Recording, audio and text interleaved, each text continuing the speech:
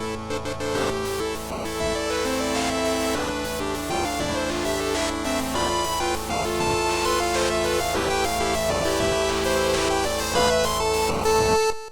and welcome to the Great Game Debate podcast, where friends come together to talk about video games and our lives. I'll be your host, Kaden Lane, and joining me, as always, is the father of the Great Game Debate himself, Jonah Gomez. How you doing, buddy? I'm doing excellent. I've actually had a little bit of time off, which was nice, and I got to play some games. I didn't really get to say it on the last episode, but I got an Xbox Series S, and then this week I picked up my Elite controller, so Wow. Ooh, time to that's a nice get looking some controller. Legit. get sweaty playing some games. All right, and that's our man in the closet, Wes Bates. How you doing, buddy? Hello, hello. Glad to be here. It's a new year, and so it's time yet again for some useless video game trivia. So I picked this trivia just for you, Caden, because I know what a fan you are of Final Fantasy X. So as most people know, Final Fantasy X was the first Final Fantasy game to use actual voice acting. What you may not know is that during the recording for the English VO, the voice actors weren't given any kind of like video to correlate their Whoa. acting to. They were just given sound snippets of the Japanese dialogue to try to like coordinate Match their the lines. emotion or something, yeah. So what they ended up having to do was they recorded all the lines, and then the people that were editing the game had to like speed up and slow down the dialogue to try to lip sync the Whoa. dialogue in with the characters' lips moving. And so that may or may not make the terrible laughing scene just slightly more acceptable. Right. Yeah, So it if you explains play some that things. laugh That's scene hilarious. in like different speeds, do you think it might sound more normal? Maybe, Probably I not. don't know. They might have had to slow it down. It was like, ha, ha, ha, ha, ha. Maybe it was like, like 3 times as fast or something. It Sure. might have sounded slightly Well, better. thank you for the trivia, Wes. That was fascinating. We are also joined by our man in Australia, Stephen Beaumont. How you doing, dude? Yeah, pretty good, mate. Just about to head down to the beach, so yeah, pretty Nice. excited. Thought I'd pop in for a little bit. Thanks All for right, joining glad to us. have you. And our special guest this week is none other than the great David Burdette, lead editor of Gaming Trend. How you doing, man? Doing great. On the funny you would mention Final Fantasy X. Mhm. There was this great meme that I saw earlier, where it was this girl at a not soccer volleyball tournament, and it was like Sin, Destroyer of Worlds, all this big like thing, and then it switches over to a picture of her getting brained in the face with a volleyball, and it says Waka's Blitzball. Yeah, straight up 80,000 damage or whatever on the final boss. It's hilarious. All right, well, I had to be reminded again today when I was looking up that useless trivia that John DiMaggio did the voice of Waka in yeah, that game, and Kamari. and Kimari. So the Crazy. next time I play that game, I'm just gonna think of Bender from Futurama. John the whole DiMaggio's the time. goat. Sure is. All right, guys. Well, I hoped you time traveled to post-apocalyptic Colorado and picked up your Terror Blast arrow because it's time for the Icebreaker. All right. Well, David, as our guest, we like to conduct a little interview. Since we've got you cornered here, but just real quick to kind of get into a little bit of your history. Wes let us know. I guess in the games industry, at least, you started out working at GameStop for a long time before you started writing for games news sites, and eventually, you're now the lead editor of Gaming Trend. So it'd be cool if you wanted to just give us a little bit of information on how you ended up there on your journey. Yeah, pretty much just always been creative when it comes to that kind of stuff. Always had different ideas with stuff. Love video games, so started working at GameStop when I was like 18. Stuck around there for 12 years. Wow. Wow, Crazy. that's a long stint. Was in management for 10. Wow. Really enjoyed my time there. It just ended up kind of becoming dead end just because I wasn't willing to put in well, it came to the point where other things were more important, so I didn't want to Sure. put in all the hours a store manager would, so I was kind of just stuck. So, Mhm. but during my in time with GameStop, I started looking around at different sites and stuff, and you get interested in things. And then there was a couple groups that I followed for sites, and they would put up every once in a while like volunteer writers wanted. I'm like, I could do that.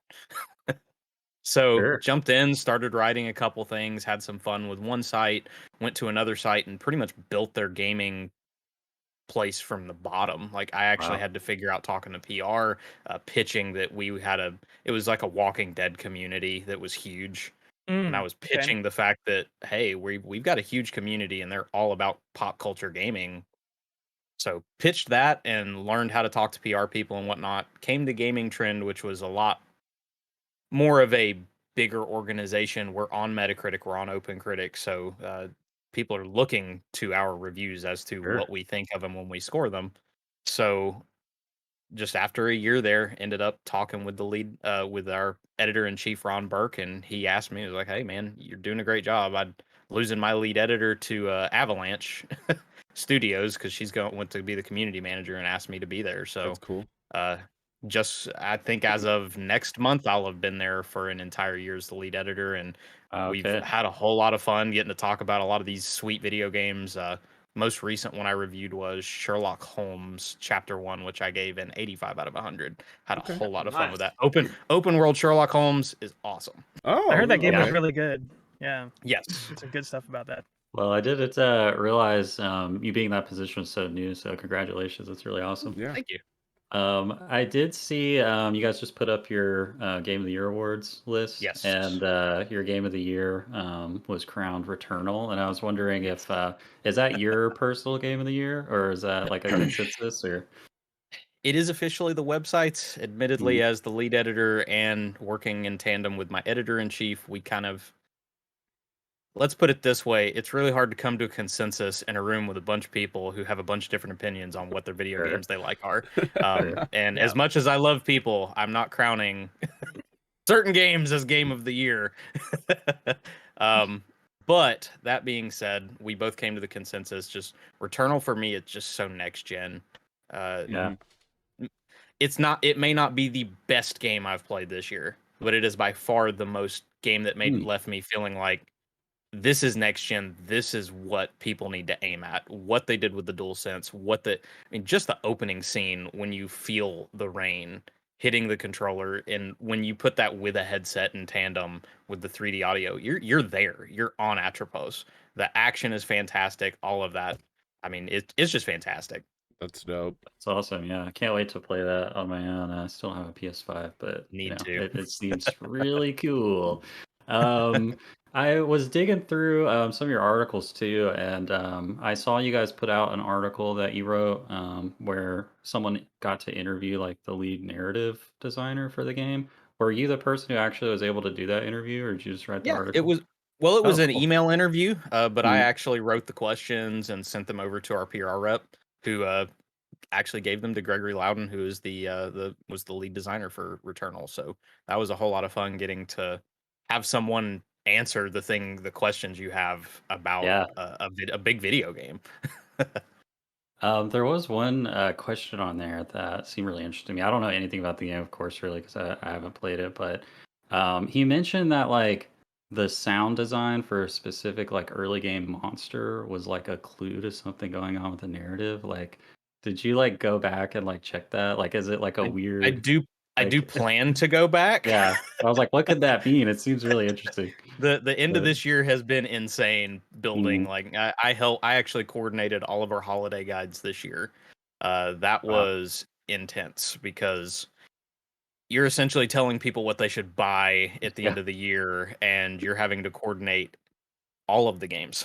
hmm, So the video game section alone, I think, was over 4,000 words, and Yeah. wow, that wasn't counting throwing. Like I had help where other people who'd maybe played the game or reviewed it would do the paragraph for me, but I had to go in, I had to format everything, I had to link our review, I had to link to Amazon, the buy links and everything like that yeah, because we're just trying to suggest because some of these games are great.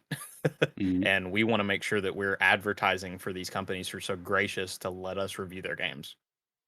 Yeah, that's a very lot of cool. work though, putting those together.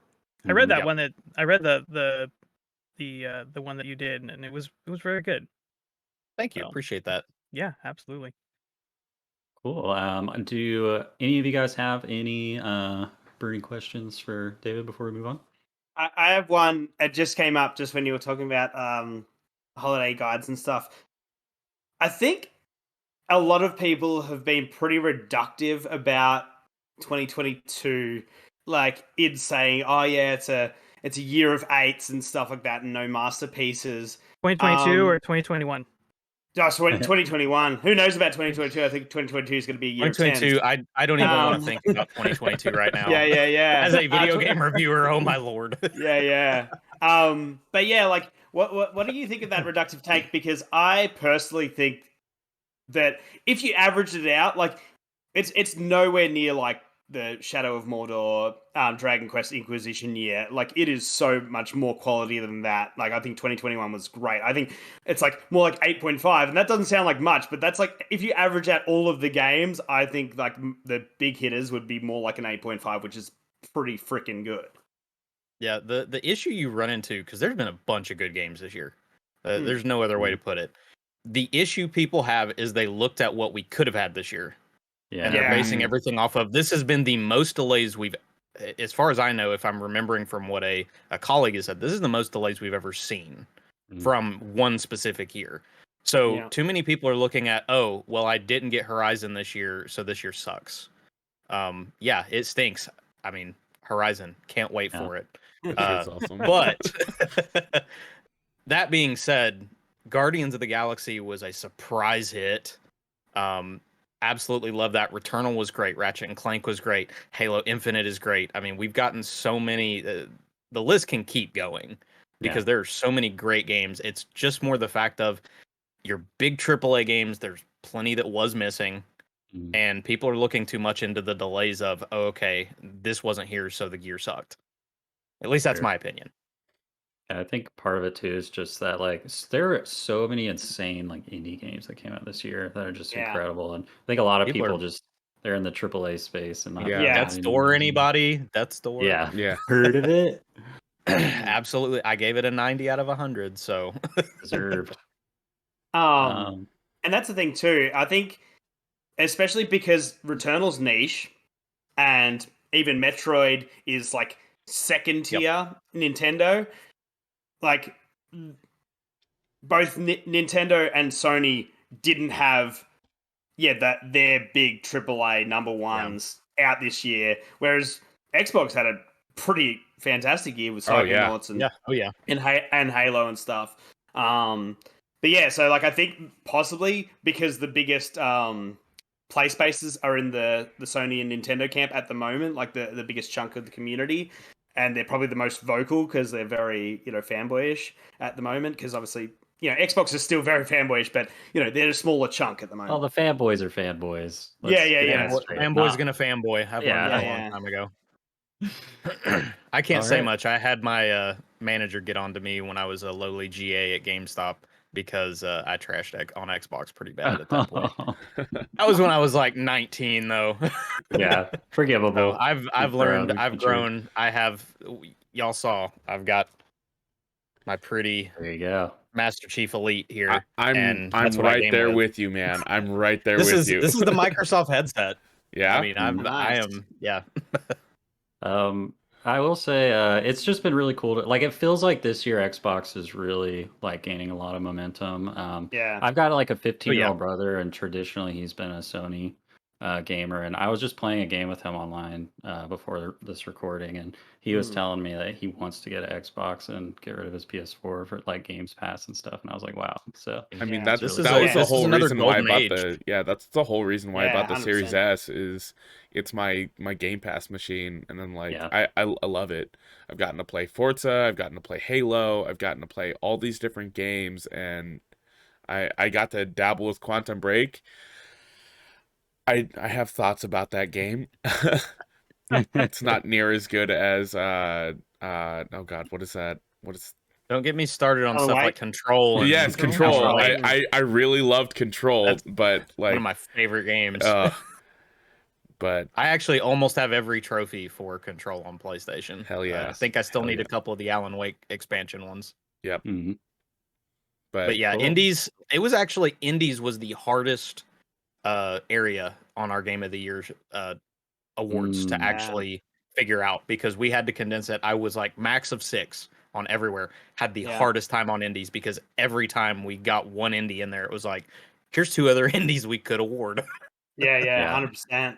Like I just like on Caden's recommendation, I just started Unsighted last night, and the parry Heard mechanic amazing things about is that. so My game of the year. it feels so good, the parry mechanic. And it's similar to Metroid in that you get a critical, like if you get a parry, like you can walk up to the enemy and get a critical. And yeah, like there's an imperfect parry and a perfect parry. It's really it's It's awesome, nice. yeah. All right. Jonah, Wes, do you have any questions for David before we move on? I have just a quick question. So, coming into kind of like games journalism, I'm sure that you have a lot of kind of goals as far as like, meeting certain people, interviewing certain people. So I was just curious, like, what's your like biggest aspiration as far as like working with, interviewing somebody in the industry, and then what's been kind of like the coolest moment that you've had like meeting or working with somebody in the games industry? Okay. Well, as I've said before, I'm a big Call of Duty guy. So that kind of stuff has been really cool. I'm actually getting to accomplish one of my goals this year in the first month of the year. The Call of Duty League, the Pro League, their kickoff event is in Texas, and it is in January. I have plane tickets, and we're already talking with our PR people to get there. So Awesome. we're going to Heck yeah, cover the dude. event. We're going to get to talk to the players. That's going to be awesome. Can't wait to do that. Actually going to get to meet up with my lead editor or my editor in chief, because he lives right next to the place. Oh, that's cool. So we're super excited to get to do that. As far as some of the coolest stuff, probably the coolest thing still is in Call of Duty's camp. When we did our preview events, we actually, with Vanguard, we got to play the game early. We got to play it with influencers, and we got to play it with pros. So cool. You're in a lobby, you're literally playing with like these big name streamers like Prestigious Key and Exclusive Ace and pro players. Like I was in a lobby that had Illy from the Dallas Empire team, who was one of the big name teams at that point, and some of the other players. So just that was really cool, as well as on my Twitter, if anybody's seen it, there was a box that I got from the Call of Duty people. It was a big case that they made, a soft luggage case that looked like a trunk. Opened it up, there was the Elgato face cam that I am on right now. This is one of the Wave 3 Elgato mics that I am using, and they've also had a stream deck in there. So I'm part of why I'm playing a lot of Call of Duty right now is I'm like, I need to use this stuff that they sent as a cool box of, we like you, keep doing stuff for us. Yeah. Very So nice. the Call of Duty swag has been one of the coolest things. That's dope. Awesome. I joked around with our PR person because I've gotten a jacket, a shirt, a socks. I've got custom Vanguard Converse and a hat. Oh. And I said, so when are y'all sending me pants? Because that's the only thing I'm missing. That must be That's nice. funny. I've seen a lot of these, collector's boxes that they send out to PR people for different games, and like a lot of them just have like, little figures or stuff, or like a helmet that's just going to take up space. So it's cool they're giving you a lot of like functional, useful stuff. And it's like, that stuff's cool. But I even got like from a little indie game called, I gotta remember, Behind the Frame. I don't know if anybody's played that one. I haven't heard of that one. Nope, haven't heard of it. It's by I believe it's Acapura, not Annapurna. Acapura Games. Okay. Just a little indie game. Their PR guy's super awesome, and he sent over a little art book of the game, and it's Nice. one of That's those cool. really stylish games and stuff. So that it doesn't matter what somebody sends, like everything is super cool in its own right, whether it's a bunch of Elgato equipment or a little art book. It all means Sure. something. You're Hope you taking have a the big time to garage. appreciate me. You're gonna have to like put all that stuff somewhere. This is my basement, thankfully, and I am in the process of setting up a lot. I bought a bunch of LED lights and got RGB bulbs and all that kind of stuff. Oh, so cool. we're setting up the streaming space, Fun. and shout out to Call of Duty for helping me get some of the finishing touches with new equipment. There you go. Cool. I have one Nice. other thing really quickly before we move on. And Yeah. I don't want to fan the flames of controversy, but there's a very well-known debate, if you will, going on between you and NXS's Kevin about Alan Wake. So I just kind of wanted to give you, like a quick, 1 minute to tell us all why Alan Wake is so great and why we should all play Alan Wake. Okay, so Alan Wake is fantastic because of the story. It's not necessarily the gameplay's great. It's dated. I said that in my review for the remastered. It's dated. You're gonna have those moments and stuff, but man, those moments when those story beats hit. There's just something about going. It's that whole Twin Peaks, Twilight Zone, weird. What the crap is happening moments where you're just like, wait. Huh? It's the same reason I love playing the BioShock games, which are one of my favorite franchises, is because at the end I'm sitting there with smoke coming out of my ears as the gears just grind as I'm trying to figure out what the heck I just watched. Because everything, when you do it right, everything just comes to a head in that last 30 minutes. And then suddenly I'm left there like, what? Yeah. And Alan Wake does that. Alan Wake does that day after day. So it's just one of my favorite games, and Kevin can suck it. Can I ask? In all fairness, I love Kevin. I love Kevin to death. He's one of my best buds. Go ahead, Steve. Can I ask one probing question? Yes. I've played Control and a bit of Alan Wake. Do you think there's a future where Remedy has a good enemy designer? I totally understand what you're getting at. Yes, red guys in Control, and you fight smoke guys in Alan Wake. And I'm just wondering if we can move on from like a humanoid form enemy. And you fight floating guys who apparently did the whole flash dance thing wrong and cracked their back. Yeah, and then they explode. Now, hopefully, I mean, it's kind of that's just like my only issue is because like it's fantastical, and then it's just way too, for me, it's way too Call of Duty normal in a lot of ways. Well, considering they're about to jump into, at least from what they've said, a survival horror genre with Alan Wake 2. Alan Wake 2, dude. We will see, because there's every chance that this is going to get real weird. Yeah. Hopefully they're not pulling assets out of the Crossfire X campaign. That is a Call of Duty campaign. And I can't wait for it because I love Call of Duty and I love Alan Wake. So. All right, thanks for letting us probe your brain there, David. It's time to move on to our next segment, which is the debate. And this week we're lucky enough to have enough people to do a team debate. Should be fun. So I'll turn it on over to the judge, Jonah Gomez.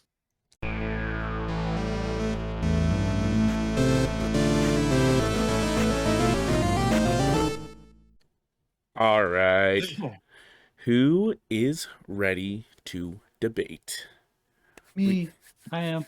We got an exciting one. One of those top tier debates, some might say, along the same lines as Xbox versus PlayStation, PC versus console. We got Breath of the Wild versus Horizon Zero Dawn. And in the Horizon Zero Dawn camp, we've got David and Wes representing Horizon Zero Dawn versus Life for life. Steven versus Caden representing Breath of the Wild. And you know what? I'm just going to give it to David and Wes. Which one of you guys would like to start out the debate? I'll be starting this one out. You'll be starting to get it out? Okay, would you like to go first or last for the debate? I can go first. All right. Ooh, eager. Go first. All right, David, you got... All right, David, you got 2 minutes on the clock. Are you ready? I am ready. 3, 2, 1, begin. Honestly, I would really have to just put out robot freaking dinosaurs, and that be my whole argument. And that in and of itself would be good enough. However, Horizon Zero Dawn is one of the greatest games out there, not just because of robot dinosaurs, but because of what it does with them. Because the robot dinosaurs, I remember watching all the trailers. I remember being wowed with it. The robot dinosaurs are more than just enemies in the game, things that you're fighting, things that you're using. They are part of an entire plot point, which is something that not every game does right. You have to take what you have, put it together. It's an intricate sci-fi fantasy story, and that's one of the reasons that it works so well. It's hard. I don't want to spoil anything for anybody with Horizon, but the way that they take these robots and make them more than just these creatures in a world is purely amazing, and I can't wait to see what they do even more so with the next game. One of the greatest things about having all these things in this environment is there's a huge scale, but there's realized potential here. I don't want to get into too much debate with it, but that's one thing Breath of the Wild doesn't do, is realize its own scale. Because I hate running around in an environment for hours and not finding anything. Open fields with nothing in them does not really get my interest going. Running into a field and suddenly having a watcher jump out at me and then cause other robotic creatures to attack me, now that's a lot of fun, because then I have to figure my way out of the environment. I have to use everything around me. It's just fantastic, teeming with life, an amazing open world, an incredible story. That's time. Good. Time out. Just time out as well.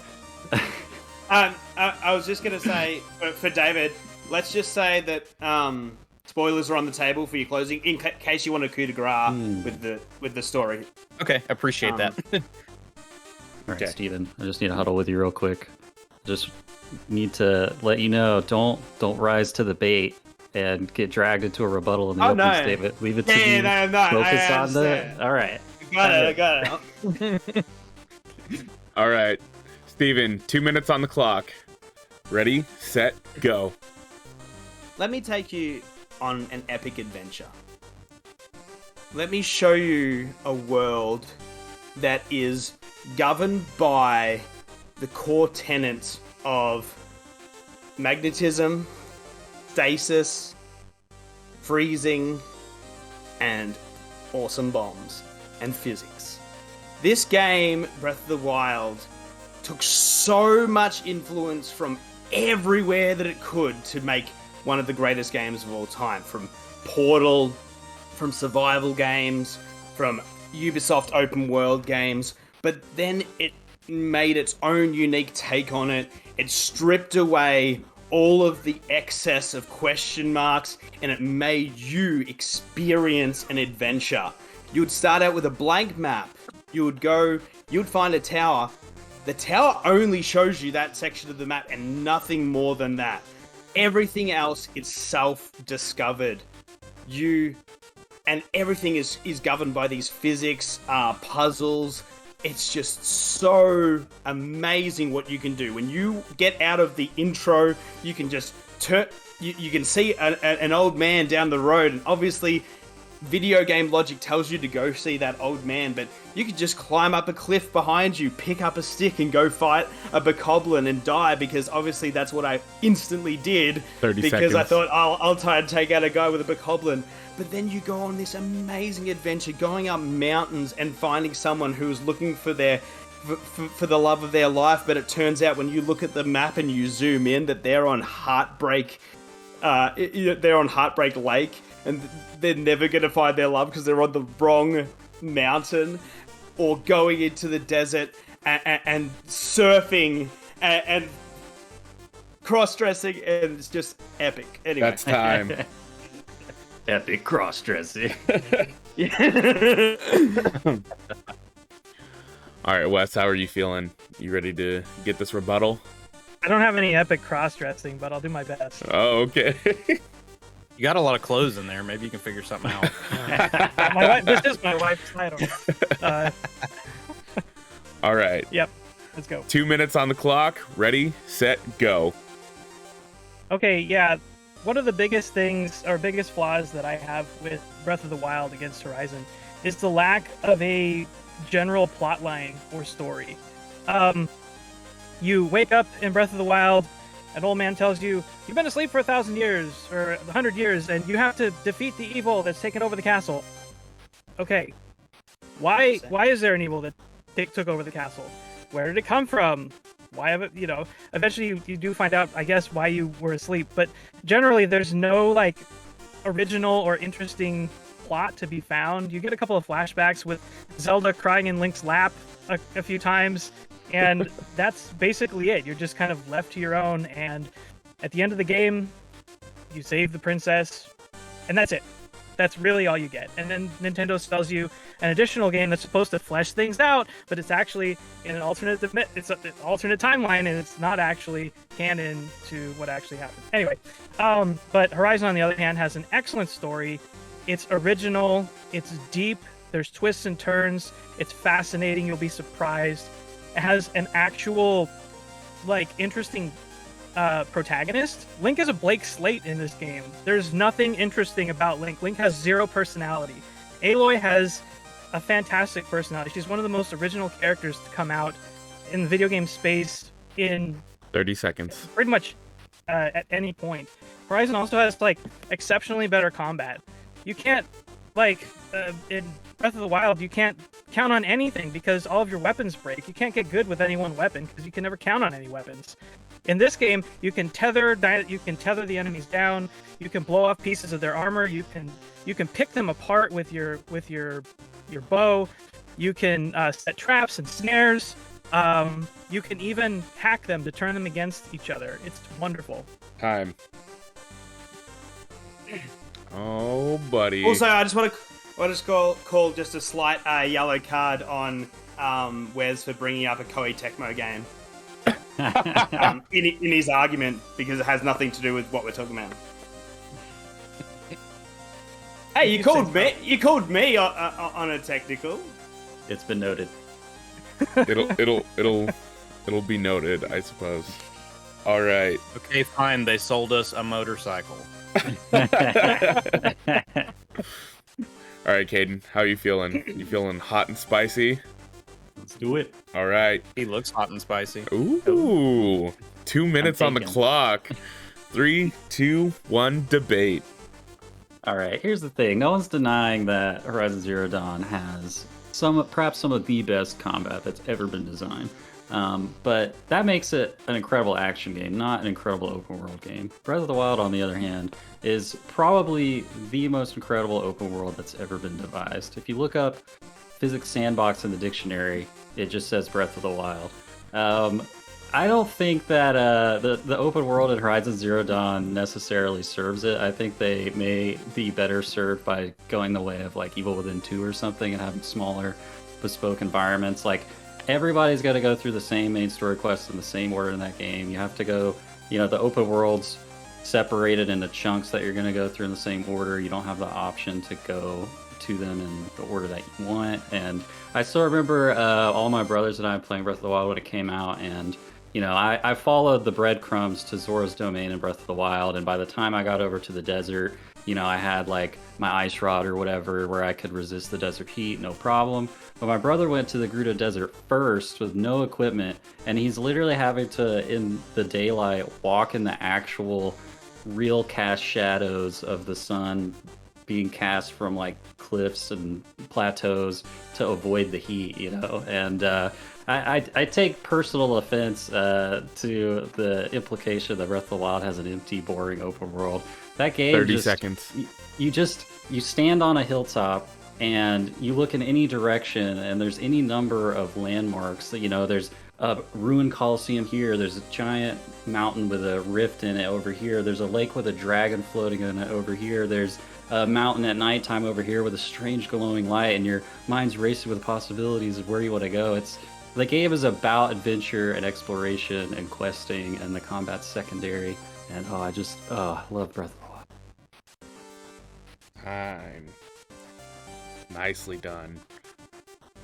All right, lads. We got 1 minute each for our closing thoughts. David, you'll be starting us out. Are you ready, sir? Yep. 1 minute on the clock. Ready, set, go. What you're telling me, Caden, is that it's a pain in the butt to do things in your open world. Because he's having to inch across the desert to not get burned. I like to enjoy playing video games, not be punished for doing it. At least in Horizon, I can go and almost immediately get the best armor in the game, and then go take on the biggest challenge in the giant Tyrannosaurus that's in the world. I can't do that in Breath of the Wild. I go in, I get one hit by Ganon, and I get mad, and I get beat, which... We're talking about originality. That's the same dude I've fought through the entire series. Can't we come up with a better villain? I also enjoy like getting to traverse the world and not falling off a cliff halfway through because I didn't put points into 15 stamina. seconds. I guess I'll finish off with this because I absolutely love Horizon's soundtrack. It's epic.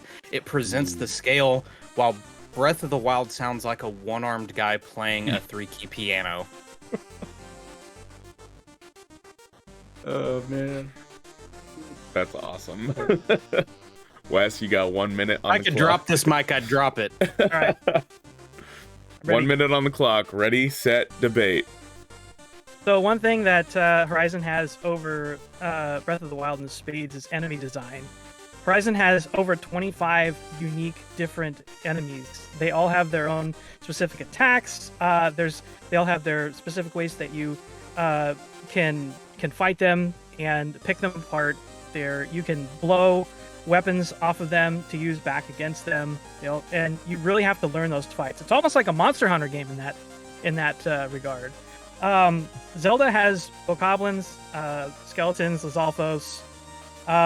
You have the giant mechs that shoot lasers at you, and that's pretty much it. The variety is just not there, and it's not that 15 interesting. seconds. Generally speaking, Horizon's just a better, nicer looking game to look at. You can really get lost in the world, the color, everything there, and Zelda looks nice for the Switch, but it ain't got nothing on Horizon. Time. All right. Steven, how are you feeling? You ready? Trying to squeeze all of this into 1 minute is so it's going to be tricky, but yeah, I'm definitely ready to get amongst it. All right. 3, 2, 1, let's go. Alright, first of all, if I want to climb something, I'd love to have some options. In Horizon, there are no options. There's one way to climb things, one way down. No exploration at all. You are on linear paths all the time. Zelda had just an amazing sense of adventure when you would climb a fortress and you'd climb up the edge of it, and oh my god, you just happen to be right in front of a broken down guardian that's actually semi-active and just shoots you off of the fortress, and you're like, holy crap, what just happened? I just made that happen. This is the biggest thing for me. How many trick shot videos have you seen of Horizon in the years? 15 seconds. Dark Eggs? I don't know. You've seen thousands and thousands of Breath of the Wild trick shot videos from using the stasis and flying through the air and just amazing stuff. And Caden just showed me the ice rod in the desert. I didn't know that would work. Time. All right. Caden, you ready to close this thing out? Yep. All right. 1 minute on the clock. Ready, set, go. All right. So in his closing argument, David implicated that in Horizon you could quickly get the best gear in the game and then take on the strongest monster, and said that it was impossible in Breath of the Wild and that you would just get one shot by Ganon. Let me paint a picture for you. You finish the plateau, you've got the bombs. You do this amazing glitch called wind bombing where you jump in the air and go into slow motion and plant 2 bombs behind yourself. Then it launches you at incredible speeds across the sky on your glider, and you go to the forest and you get hardy durians, and then you cook them up and then you eat them. So then you've got 30 hearts at the beginning of the game. You don't even have to get any heart containers. And then you do wind bomb again and you go all the way across the map to the castle, and then you go down the dungeon, and with your 30 hearts you quickly kill an optional boss and get an indestructible shield and the most powerful shield in the game. And then you go out of the dungeon, you quickly wind bomb again seconds. to the forest where the Master Sword is, where you normally have to get 13 hearts, but then you just build a campfire and you look up at the sky and you rest, and then you glitch and you're able to get the Master Sword without having to do anything, and then you go back again and you kill him, and it's only been 30 minutes. Time. Prince Sidon is a babe. That's true. Oh wow, guys! I think this might be one of the best debates we've ever had. That was a lot of fun. I love how That feels like that debate like needed an extra 2 minutes because there's just so many like Yeah. things. I love that Caden's closing thoughts was the synopsis of the speedrun. Oh yeah, I haven't seen that one. I haven't That's seen cool. that one either. Because I've just seen like obviously like you jumping on the tree and you oh no they use BTB now bullet time bounce and they go all the way to the thing and you do it with 3 well, hearts. the bullet time bounce is obsolete now too. They've got this thing called Oh, wind really? bombing. Yeah, I'll send you a video. But anyway, Cool, Okay. cool. Yeah. All I But know yeah, is my rebuttal worked because he had to defend himself against what I said, as opposed to creating another debate. Distraction.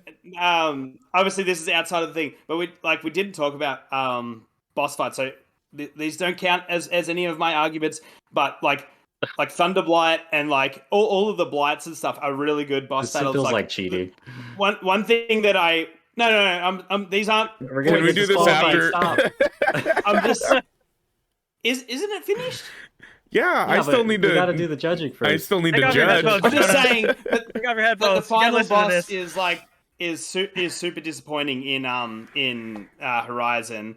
Well, in both games. I know everyone picks on Beast Ganon, but Beast Ganon's a victory lap. Like you've already fought the main like boss, which is actually a really cool boss because you can do it in any way that you want with the parries and all that. But I missed out on it during the debate. Doesn't count for any points. Sure. That's sketchy. That's sketchy.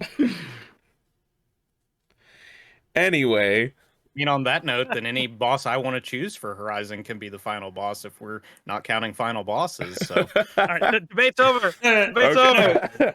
Anyway, let's get back on track. All right, guys. Like Caden said, this is definitely one of the best debates we've ever had on this show, and both parties brought like amazing points, like incredible points, and I'm sad to say this, but I'm gonna have to give it to David and Wes. They talked up Horizon, and You haven't even beaten Horizon. What are you talking about? So, but I feel like know they how bad the debated better. climbing I'm is in sorry. that I'm sorry. Argument. It as Wes has brought up in the past, it doesn't matter what my thoughts are on the games. It's how you guys present them, and I feel like these two gentlemen brought them a little bit better.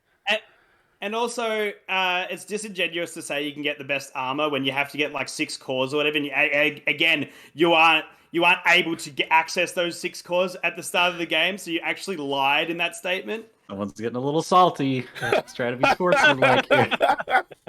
Hey, I'm just bringing up the technicality. Yeah. Okay. Well, we can talk about technicalities all day, but we got a show to run.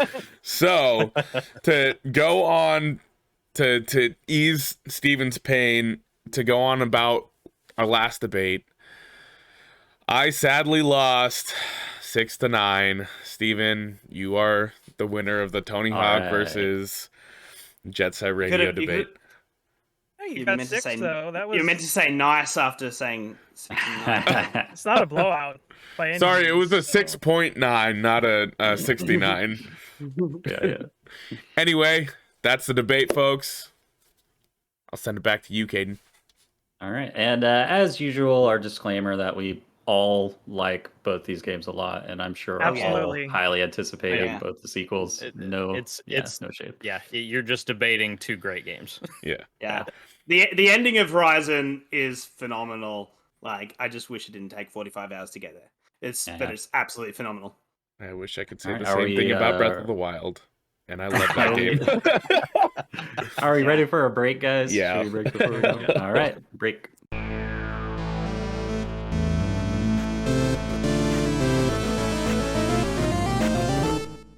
Okay, we're back from break. Unfortunately, I had to say goodbye to Steven. He had a family beach trip to get on the road for. So we're just going to go right into our next segment, which is the pitch, wherein the panelists will each pitch a game they've been playing. They'll have 2 minutes to pitch it, and the rest of the panelists will decide if they're buying it or not. I will nominate Wes to come to the pitcher's mound first. All right, I am ready. All right, I got Let's 2 do minutes it. on the clock. Are you ready, sir? I just said I'm ready. But are you ready? Wait. I need a couple minutes. Hold on. 3, 2, 1, go. All right. Who likes good vibes when they're gaming? I do. I know I do. I love the occasional game that I can just jump into and chill out and relax and feel good vibes. And let me tell you about a little game called Toem, because that's exactly what I got out of this game. In this game, you are just a little dude whose grandmother hands you a camera and says, "Hey, today's the day you're going on your big adventure up to the top of this mountain to experience this phenomenon. I hope you have a great time. Here's a camera. Take lots of photos. I want to see them when you get back." And you basically just get sent out to go across the land to your eventual destination. And on the way, you just meet all sorts of quirky little characters who give you little tiny quests that usually involve you taking a photo of some kind or finding something with your camera and bringing the photo back to show them. And every time that you solve a quest for them, they give you a little stamp in your stamp book. And you have to kind of meet a quota in each area that you go into of stamps. You bring that back and show it to the guy at the bus station, and he hands you a free ticket to your next destination. But it's all just good vibes. You're meeting. You get different articles of clothing that let you do different stuff. Like you get these sunglasses you can put on that let you see ghosts, and you can like help these ghosts with their problems. Or you get to like go to 30 seconds. like a concert from this like DJ Moose, and there's all these squirrels rocking out in the woods. And it's just good times and good vibes. The mechanics are super simple, but it's really charming. It's all in this kind of like black and white as you play through. And you can flip the camera around 360 degrees and zoom it in and out. Some stuff you can only see through your camera, taking pictures of animals. It's good times. It's good vibes. It's awesome. Wow. Tell me more about stamps. Yeah, so you start out in the first environment, and they tell you like, hey, the only way you can get to where you need to go is to take the bus. And if you get a certain number of stamps, then we'll send you on to your next location. And so there's a certain number of objectives in every area that you visit, and you have a quota that you have to meet. There's a lot more things that you can do in those areas, but you can fill up your stamp book to move on to the next area pretty quickly. But I ended up platinuming the game just because I was having so much fun just like hanging out and doing the little tasks that that they give you. And it's fun because some of the things aren't like super obvious. A guy's gonna be like, "Hey, I'm missing my sock. It's my favorite sock, and I don't know what happened to it. It blew off the clothesline. If you happen to see it, can you help me?" And so you end up like later on like stumbling across and helping him out. And but some of those, like figuring out some of those things, like one lady's looking for aliens, and she's like, "Hey, if you happen to stumble across any aliens, like let me know what's going on." And so it kind of like opens up this whole quest line you can go through. But it's just really jolly, and it's fun to kind of like try to figure out what the things are that you're supposed to do to kind of like complete the area. Sure. You also have like a photo book of like all these kind of like special animals or items that you can like every time you take a picture of one, it's like added to your observation catalog. So Cool. like there's a number of like animals that are in the game that have like they're like named animals and they're like pets from the developers. So, like put all their pets in the That's game. awesome. So like, oh cool, I found Elvis the cat, and then Love stuff like go that. through and yeah, it's just fun. And you can But beat the whole can game you in, pet like, the cat? you can pet animals in the Oh. Oh. You absolutely Sold. can. So it's a really short game too. It's like I think I finished the whole thing in like 5 hours or something. So Does the game do anything to like shake up the gameplay? Like, are there any kind of like new abilities or anything like you get for the camera or anything that like spurts your expectations or yeah, You've unlocked Flash. right? yeah, there is some stuff like at some point like your camera can get like the lens can get dirty. And so you may have to like figure out how to like clean your camera up, Okay. cool. and some of the pictures may require you to take a picture with a dirty lens, Mhm. or like I mentioned, there's certain articles of clothing that you get, like you collect clothing as you go through, so you may need to find the snow goggles and the scarf before you can move on into this other area because it's too Oh, cold for you to move okay. on. But to get those things, you have to Metroidvania. complete quests as well. So yeah, Is this game like on all platforms, or I do you believe know? it is. I know it's on Switch. I played it on PlayStation. I know it's on PC. I'm not sure Okay, if it's on Xbox. It might be, but it is on probably. most. It's on most platforms. All right. Any remaining questions from the other panelists? David, you got anything to ask Wes about this game? Nothing specific. The fact that you can pet animals is pretty much the only thing I would ever question. So Yeah. You can pet a cow. Oh, All sorts of dog. You can pet squirrels. You pet just about any of the animals you come across, I which should is get this for my wife. I nice. think she'll like it. Yeah. winner, I'm winner, trying to chicken think. dinner. Yeah, I think I would pick this game up. It sounds extremely charming and It's just got stress relieving. if anybody's played A Short Hike, it gives me Mm, similar types of vibes as A Okay. Short Hike. Okay, yeah. that's cool. How much was this, Wes? $20. Okay. Yeah, I think I'll. I think I might get this for my wife. I think this Yeah, sounds like her kind of game. congratulations, Wes. You've sold the game to all three panelists. Amazing Woo! job. If only Steven Um, were here, we'll never know if he would have bought the game or not. yeah, yeah. All right, next up to the pitcher's mound will be Jonah. I'm excited for this one. He's teased a surprise game. So take it away. All right, I'll keep my own time. Okay. Keep your own time. I'll How keep can my we own time. trust you? Anyway, how do you guys like flashy combat? Oh, love I it. love it. I played In Returnal, so game of the year. insane writing that is not only touching but very humorous at the same time. Okay, I like that. You've got my attention. How do you guys feel about anime bullshit?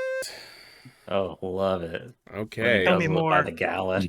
this game that I'm pitching today is Nier Replicant. You've been playing Nice. Nier Replicant. I've been Okay. playing Nier Replicant, and you know what?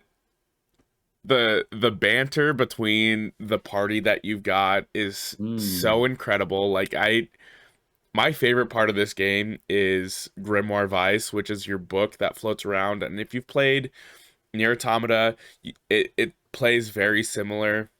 You got like the robot, or you got the book that replaces the robot that floats around. But instead of the robot just being, I am your AI companion that'll help you, the book actually talks and like is witty and is super snarky and talks a bunch of crap to all the other characters, and it's awesome. I fell in love with this game. The combat's a lot more simple than Nier Automata, but it is also like a remake slash remaster. So I mean, it is an older game. There's a bunch of weapon variety that you can get.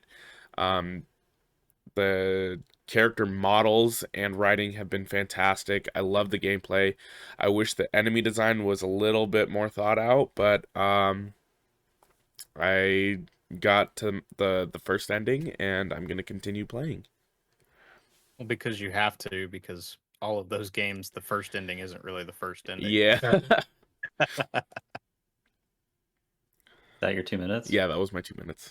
I left All I left right. 4 seconds on the table. All right, I have a question for Jonah. Yes, sir. How great is Kaine? Oh my god, Kaine, so just the whip between Kaine and Vice is so funny. Yeah, I absolutely love her as a character. Here's a good Such a bad- question. If you get just the first ending, do you feel accomplished enough that you could leave it there, or do you really have to go and keep playing?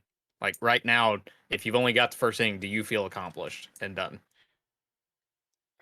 That's a hard question. That is a very hard question. I'd say yeah, I do. I feel like I completed a story, but going through Okay. it feels like there's more stories to play because you get to see different points of view of a similar story. So I'd say yes and no.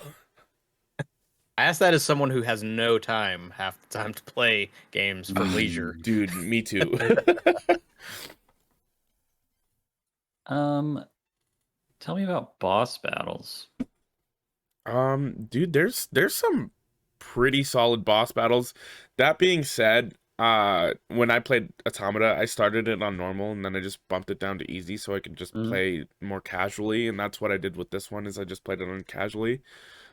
Played it on easy to play it casually, but the nice thing about playing it on easy is you can do some of the auto combat and you can go through and adjust which ones you want. So I have me playing the main character, and then I have like the auto combat just on like the magic, and it feels like Vice is his own like NPC when I do that. Okay. Because He's casting the magic. yeah, so you can go in on the fly and swap the different spells that you're using and adjust them to like the different triggers and bumpers. But I like doing it that way. And then if you're like, okay, you're wasting all my mana, I need to do a specific spell, you can just hit R3 and you can turn it off on the fly super quick, and then you can hold down the trigger to charge up a specific spell that you want to use to hit a boss or whatever. That being said, the bosses are cool. There's some really big bosses. Every boss feels different. There will be reoccurring like mini bosses and stuff, but all the main bosses, they definitely feel different. And you can go in, and you know how in Automata they had like the different chipsets and stuff that you could insert to do. There's different words for like spells, so like you're using different words adjacent to the like the spell or your weapons, and you can add these words onto stuff and it'll increase like damage output or casting time and the amount of mana that it uses. Is it like a grind mechanic to like kill certain enemies to get like a % chance of dropping words, or is it like a treasure chest, or like how does that work? Like I've found words just running around different towns, breaking boxes, and then they come flying out at you, and you'll just kill enemies. There are like side bosses and like just bigger enemies that you'll find out in like the world, and you just kill them, and then you get a word. All right. So this is a bit of a leading question, but let's say you're hiking around the open world, you're running, it's too slow, you're getting tired of just running everywhere. Is there like a way that you can like get around faster in this game? I know where you're getting at. So maybe Jonah doesn't know about it. I don't know. There's a giant boar that you can ride in. There we go. In a couple of the planes. What? They don't sell you a motorcycle? I'll pay $20 for the motorcycle. I would too. That is like probably one of my weakest points on this game is the backtracking, and they write it in. They're like, Vice will be like, this incessant backtracking. Why are we doing this all the time? And it's pretty funny. And he's like, it's okay. We're just going for a walk. But like, yeah, eventually about halfway through you unlock some sort of like a fast travel, but it's not like Nier Automata where you can go into the save point and then fast travel to any of those save points. It's only like specific spots along this canal, and there's still places that you have to like run all the way through the world just to get to, and some of them are like spots that you have to go to unlock all of these side quests or to get like these side quests done, and that's a little bit annoying. But I mean, I think it took me like 30 hours just to get the first ending. Wow, okay. Have you been doing a lot of the side quests? Yeah. Have you been finding them tedious at all? Yes. That's where a lot of the of the backtracking is, the side quests. But I mean, some of them are like really meaningful, and like you get some good story out of it, and it's like, oh man, that hit me right in the feels. Or like there's like a couple that just bicker the entire game, and they'll be like, oh, my sweet pea, and then I'm like, why'd you talk crap about me? It's super Did you do funny. the one with the old lady in the fishing town? Oh God. She's so rude. Did you do the story with her though, and like find out what her deal is and all that? No, I didn't get. I Oh didn't man, go that too was much that's deeper into okay. it. You got to go back. You got to go back and see if you can Okay. do that quest on your second playthrough. That's a good quest. Okay. Now, Yep. it won Best Soundtrack at the Game Awards. Is it Wow, okay. deserved of Best Yes. Soundtrack? Yes, dude. I agree. I mean, That's a big thing for me in games is the soundtrack. Like, I'd agree with Wes that like Death's Door is like definitely up there, but I mean, the people at that team just they know how to make super insane good music. They must have really great people at Square because Yeah. the Guardians of the Galaxy soundtrack slaps. And I'm not talking about the licensed tracks. Yeah. They made a hair metal band Oh, really? for the game that is named Star-Lord. Star-Lord, so it inspires yeah. them. I heard that. Yeah. And it's one of the best 10-track hair metal albums. It's awesome. That's so cool. All right. David, buying? Yeah. Yeah? Yeah. It sounds like a lot of fun. I don't have a lot of time, but yeah, I Just pick could up the spend some soundtrack. time. I need to if it's got a good soundtrack, that's already half the battle right there. Yeah, so. no, it's got a good soundtrack, and I'd say the soundtrack and the writing are the best part of that game. And then it's got the bullet hell I love in Returnal. Oh yeah. Oh yeah. Except- That's a major Or hate. component. I can't remember which way that goes. What do you think, Wes? I have this game already. I bought it at release. I put about 10 Alright. hours into it. I loved all the time that I spent with it. The thing that was dragging it down for me was the side quest, because I heard that you really need to do most of the side quests for some of the later endings. So it just started to drag a little bit on me, but I absolutely loved it. It was a great game, and now that I know that Jonah's been playing it, it's kind of like I need to get back to that game because dude. it was really good. I need It- to go. I need to play Yeah, some more. This Bells. game has been like making me want to re-download Automata so I can play Automata right after I beat this. Nice. Because Which, I- for a disclaimer, Square sent me a copy of this on PC. Okay. This just might make me install it. Dude, do it. Yeah. It's so good. It's so good. It's funny, this game seems to be in the air. I would buy it, but prolific member of mini gaming communities beating down Brian messaged me on Twitter and he's like, hey, I have a code I don't need for your replicant. Do you want it? So I'll probably Nice. actually be playing this for free soon. But yeah, Hell yeah. that's dope. What a homie. Brian comes Meaty- through again. Yeah, Brian, shout out. Shout All out to right, Brian. well, nice work, Jonah. Exciting game. Oh, yeah. I am excited. I'm excited that you're playing that game, man. Oh, dude, that, I'm that, like, excited that. that warms the cockles of my heart. The Really. goggles. All right, well, He got we got right one down in game. them there nooks and crannies. I don't think I've ever heard somebody use the word cockles in real life. Now you Now have. you have. On a podcast, no less. Cool. So that just leaves me for my pitch. So Jonah, just count me down. All right, sir. We got 2 minutes on the clock. Ready, set, go. I've been playing a little indie game that came out in 2020 called Monster Sanctuary, which kind of looks and sounds generic, but it is not. It's basically Metroid and Pokemon had a baby. It's extremely interesting because I think exploring the overworld in Pokemon games is like kind of boring, but in this game, it's like in between Pokemon battles, you're running around Metroid, world design and like picking it apart, and each individual monster has like an exploration ability, so you capture monsters to get new abilities to unlock like new areas of the world. It's like it seems like peanut butter and jelly, like, and nobody's done it before. It's just it works really, really well, and the the monsters themselves and the combat are just amazing. The game actually pushes back; it gets more harder as you go on. Actually, towards the back half of the game, I had to put the game on easy mode, and it's got difficulty modes. And you have a team of 6 monsters. Every battle is a 3 versus 3. And you can't just like pick the strongest move and spam the strongest move in every battle. You have to have like a debuffer and support character. You have to have a healer. You have to have like a DPS. So your battle's like, let me put on my overshield on everyone. Let me like put buffs on everyone and then start attacking. And then there's a lot of strategy to it involved. The monsters don't like level up and then just get random abilities at certain levels in Pokemon. Every monster has skill 30 trees. seconds. and you don't have enough. Every time you level up, you get a skill point to spend on an ability in a skill tree. And the level cap is 40, and there's more than 40 abilities for every monster. So you have to like choose a build for your monster.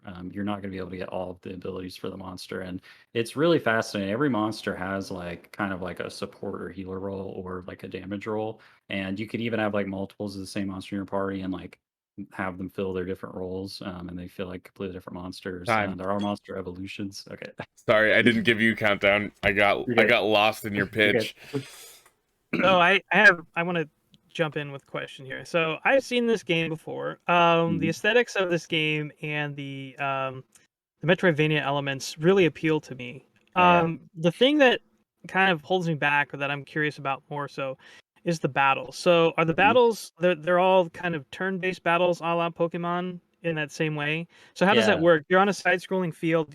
Does it like the screen just shift like it does in Pokemon? You're like, okay, now you're in the battle screen, and you have to do this battle. So it's essentially like Chrono Trigger, but as a 2D side scroller instead of top down. So Oh, you're okay. running around in real time, platforming in Metroid environments, and then when you touch an enemy monster, then it just like right where you're standing, the battle starts and it transitions to the turn-based combat. So hmm yeah. Are the battles like fast-paced? Do they like slow things down quite a bit, or is it a pretty good pacing? Well, the thing is, apart from there being multiple difficulties, so if you do play on easy, you can kind of jam past battles, but you can also just avoid monsters if you don't. There's no random battles. The monsters are on the field, and then if you don't want to fight a battle, all you do is jump over the monsters. Like they don't come after you; they just like are hanging out, and if you touch them, you fight. So, also the battles incentivize you to finish them quickly. They have like a ranking system for each fight, and the faster you finish it and the more you like exploit your enemy monster's weaknesses, the higher you score on the rating system.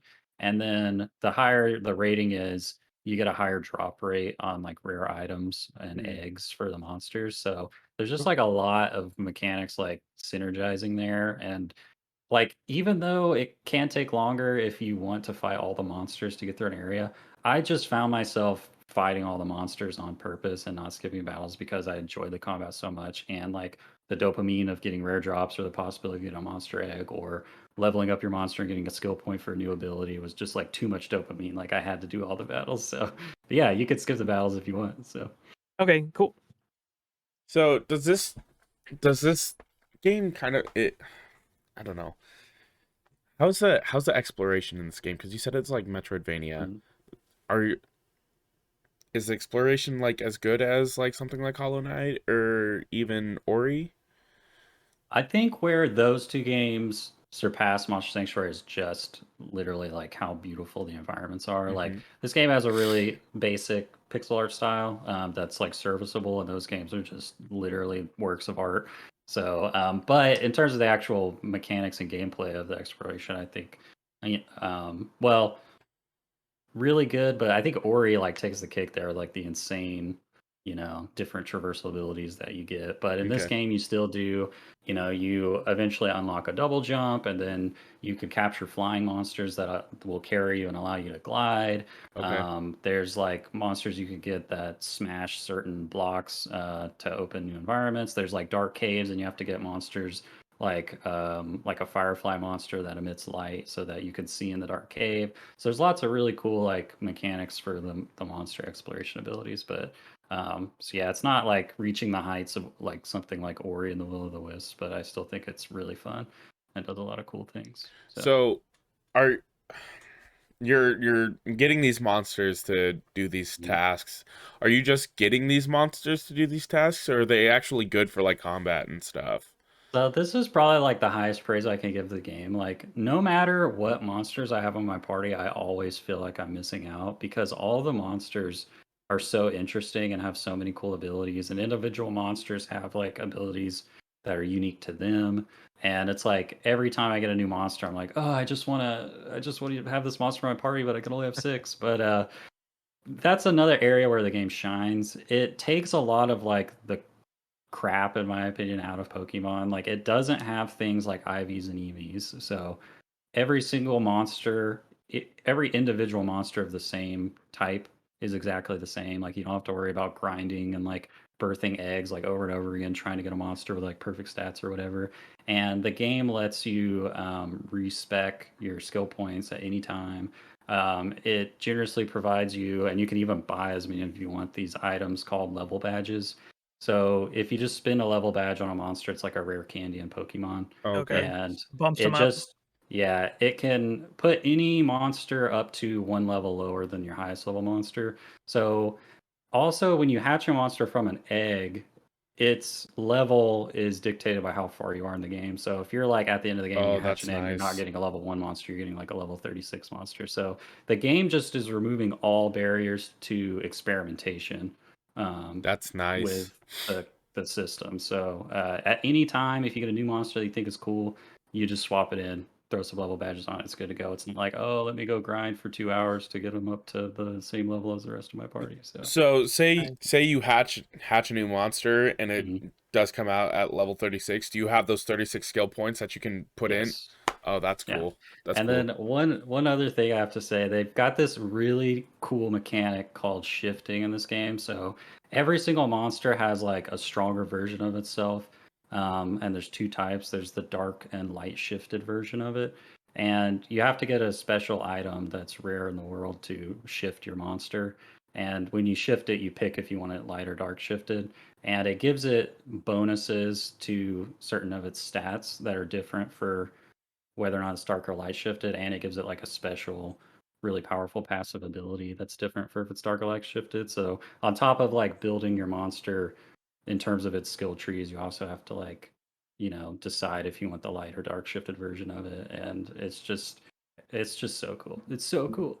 Does it have a decent narrative drive, or is it just kind of like a basic Metroidvania Yeah, game? so the game is quite long. I think I've put almost like 30 hours into it, and there's a lot of text boxes to do the story. And I think the story is just serviceable. Like it's a fun, cool little story. It's not like crazy memorable, but I think it's like at least as good or better than like any Pokemon story.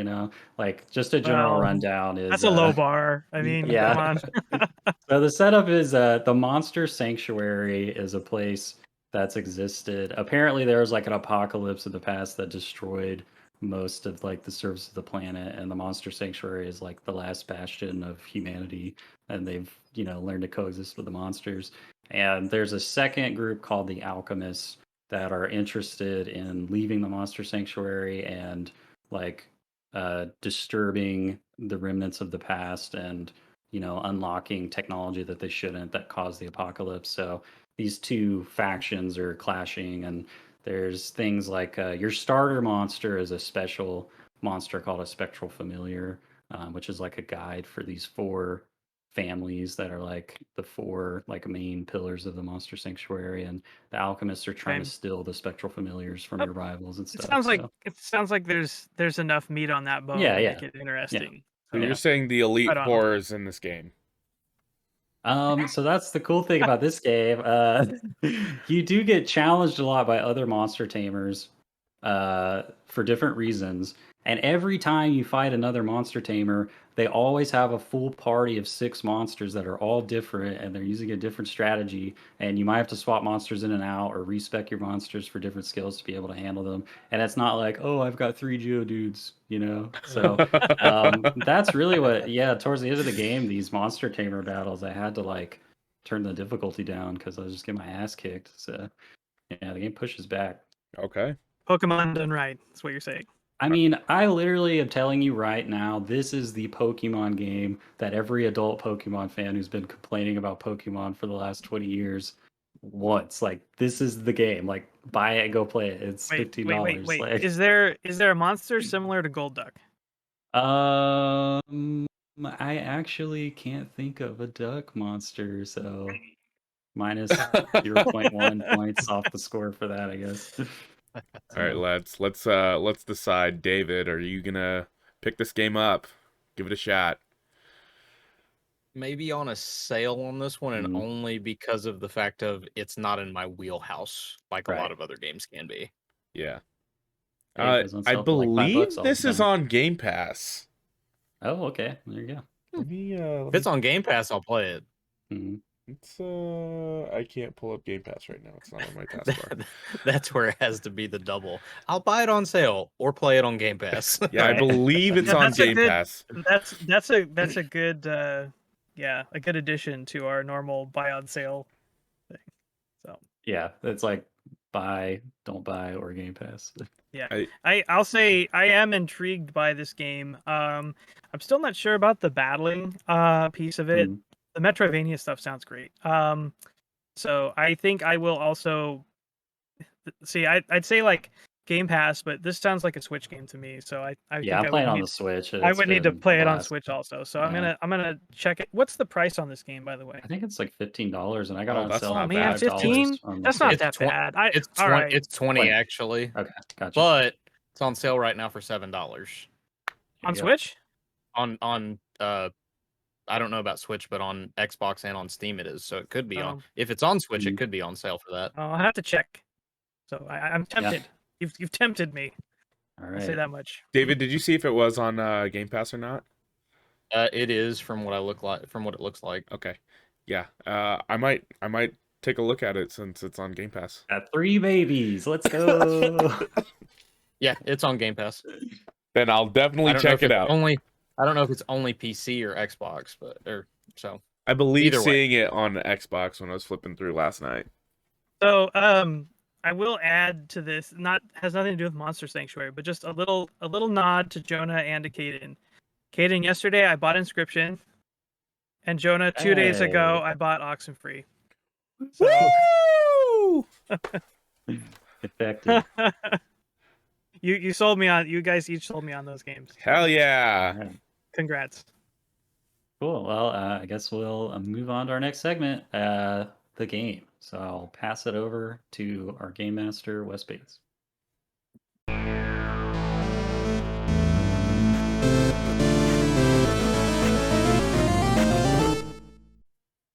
Thank you. All right.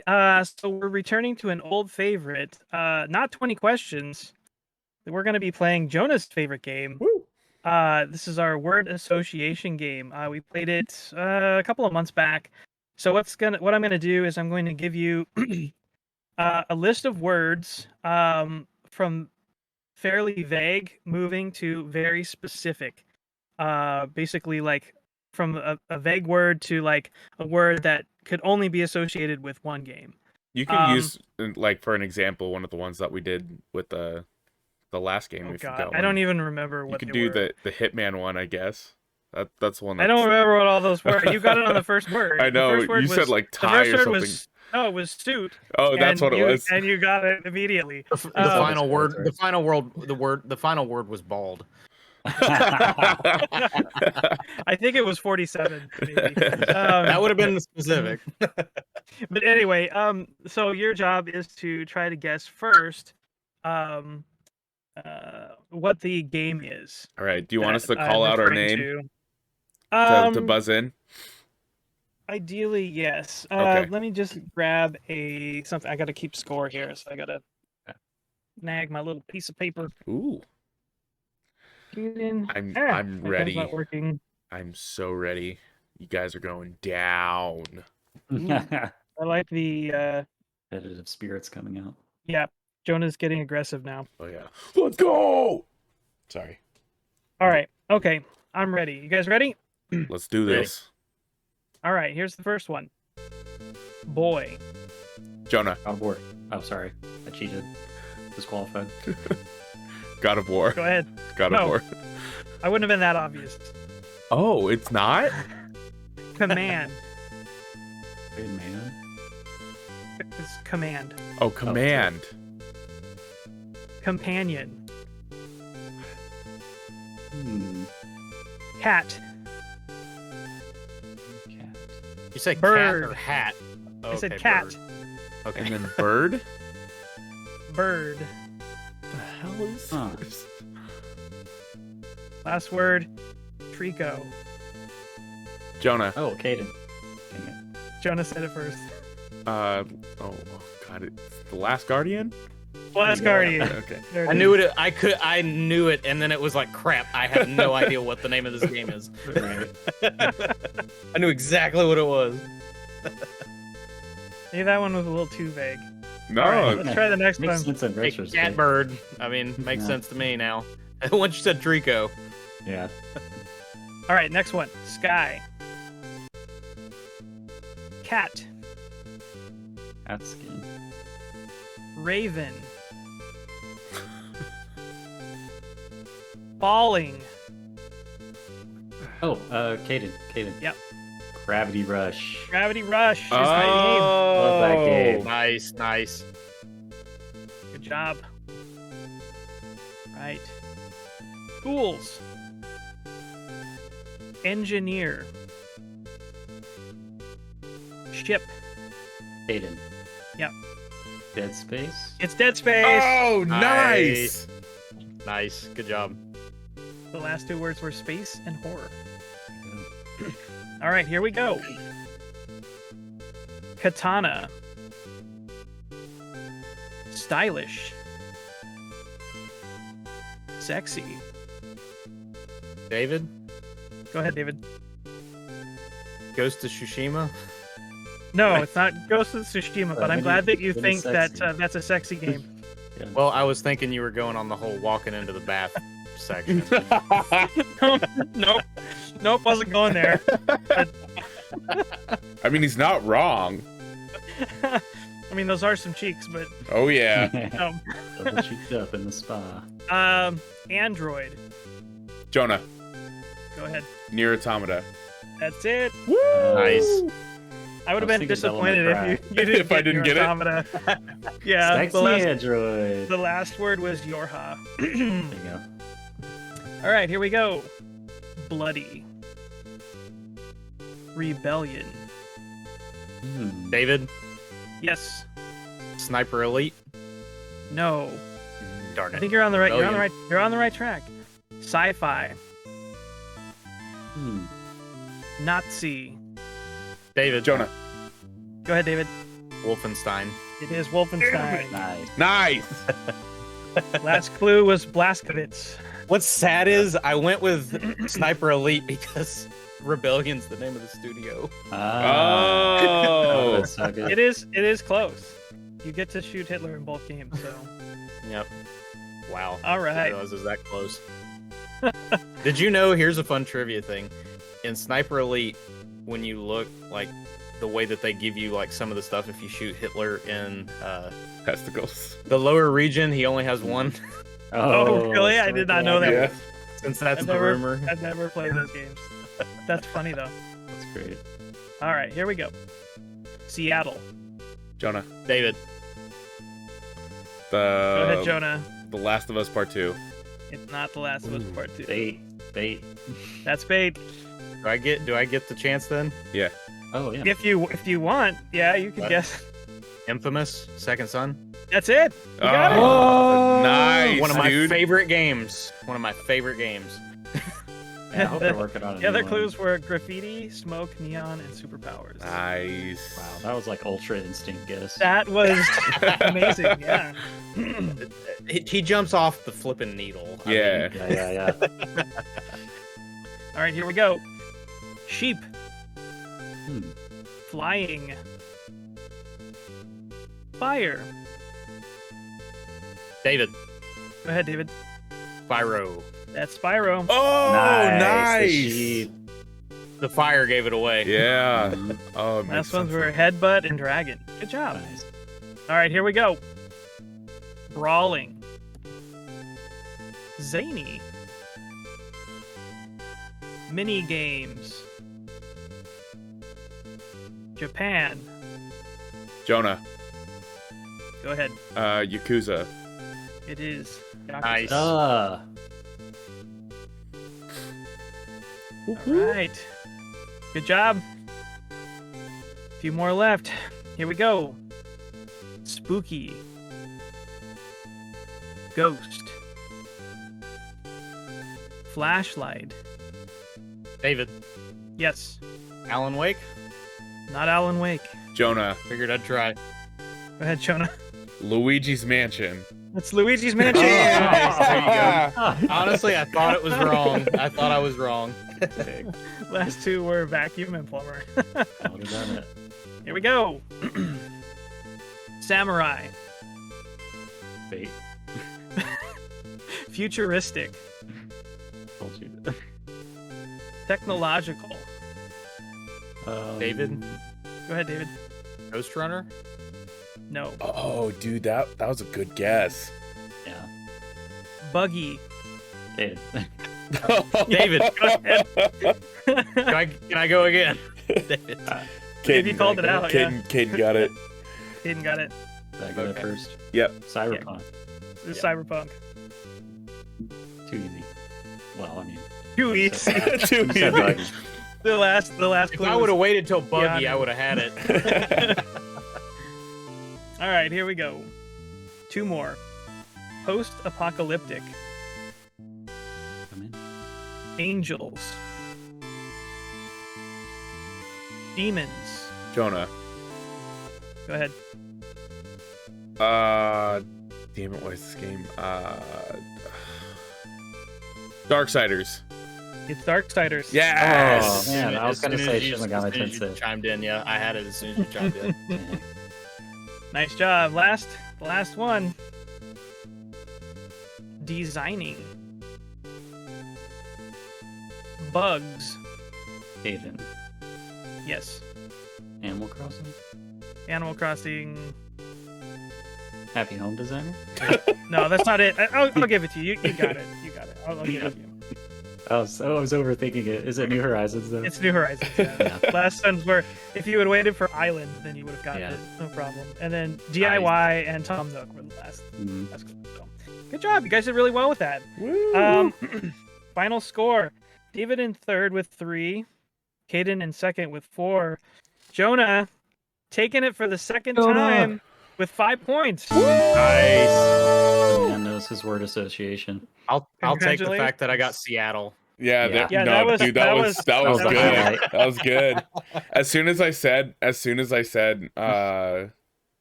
Last of Us, I was like, nah, it's gotta Oh, be I thought this. you had it. I honestly thought you had it. You went to a Naughty Dog game, not Yeah. a Sucker Punch game.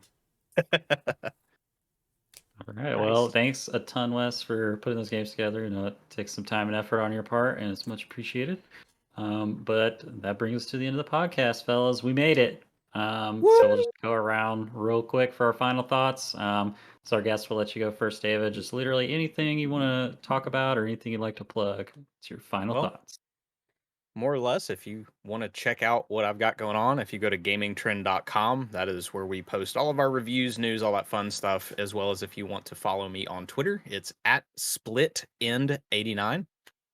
I like to just chat video games. It's a whole lot of fun, and I've had Yeah. a ton of fun getting to chat video games with you guys. It's a Likewise. blast, and I've got a lot of awesome new friends to chat with. Woo! Absolutely. All right, Wes, final thoughts. Just a new year, new opportunity for some great gaming, and always a new opportunity to be good to people. Do something nice for somebody, make somebody's day, and happy gaming. Yeah, buddy. Jonah? I just want to say thank you, David, for joining us. It was a pleasure to have you on, helping us make one of the best debates we have. Anytime. We got Game Club just around the corner. It'll be sometime in February-ish. We are still deciding our game that we're going to be doing, but I think the weekend after the show comes out, we should have a decision at what game we're going to be playing. At least a poll. At least have a poll, up. yeah. At least a poll Yeah. for Right, you guys to right. vote. It's not like we have a dearth of games in February or anything. Yep. so Well, this game club's going to be in early February. yeah. Oh. Game Club's going to be in early February. Heck You'll have fast. all of January to play it, and then Aiden picks Monster Sanctuary. Exactly. Yeah. It's on Game Pass. it's on Game Pass. And yeah, new thing that we'll be doing with our game clubs is anybody that joins in will be entered in to win a prize. So just play the game, come hang out, and get a Exciting. chance to win. Cool. So yeah, our plug stuff. YouTube channel is Great Game Debate. Twitter at Great Game Debate, spelled DEB the number 8. I think either of those places or any of our personal Twitters, you can find links to join our Discord. And my final thought is, I saw a video today that's stuck in my head of someone who took like a crock with like all the holes in it, and they filled it full of like whipped cream, and then they shoved their foot in it, and then like it extruded the cream like a Play-Doh extruder, and it made me gag. So The fact that someone probably has an OnlyFans for that is disgusting. yeah. Anyways, that's the show, and happy gaming. Bye. Bye.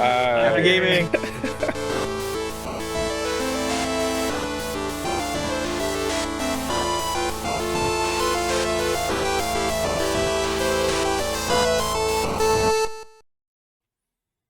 I hit the first ending of my pitch game. The first ending. Mm-hmm. Okay. You're not playing the Forgotten City, are you? No. Are you playing Nier? Are you playing Far? Try. I apologize. I'm sorry. I almost spit all over my setup. I'm so sorry. That was awesome. As always, a big thank you to our friend Misdriven for the music in our podcast. If you like what you hear and you want to check out more of what they have, you can pay them a visit on Twitter at MIST_RIVEN 719 or on Bandcamp at Misdriven. Thanks again for tuning in. Till next time.